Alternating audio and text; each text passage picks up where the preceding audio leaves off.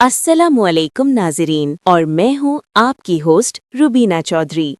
सबसे पहले नजर डालते हैं आज की अहम खबरों पर।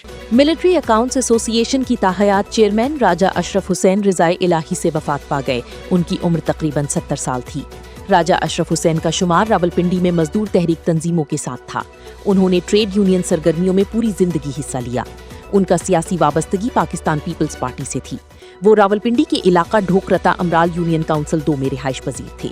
अपनी बिरादरी और अहबाब की वजह से वो सियासी मैदानों में बढ़ चढ़ कर हिस्सा लेती थी। उन्होंने अपने इलाका में अवामी बैठक के नाम से खिदमत सेक्रेटरिएट खोल रखा था।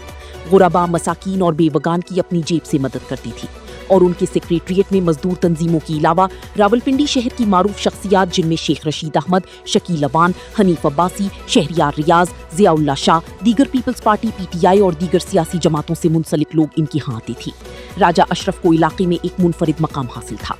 उनकी नमाज़ी जनाजा में हजारों लोगों ने शिरकत की।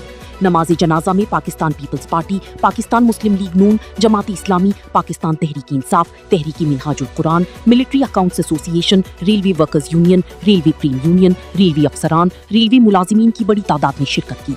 उनकी वफात पर वफाकी वजीर शेख रशीद अहमद, मुस्लिम लीग की रहनुमा नासिर खान, पीपल्स पार्टी के रहनुमा राजा अल्ताफ, रेलवे वर्कर यूनियन के मुबारक हुसैन, रेलवे प्रीम यूनियन के मोहम्मद खान, CDL वर्कशॉप में मुस्लिम लीग की रहनुमा शेख आरिफ, किटीगर एसोसिएशन के शौकत अली अवान, सैकड़ों मुलाजिमीन, ट्रेड यूनियन के नुमाइंदों, सहाफियों ने नमाजी जनाजा में शिरकत की और उनकी वफात पर अफसोस और ताज़ियत का इजहार किया।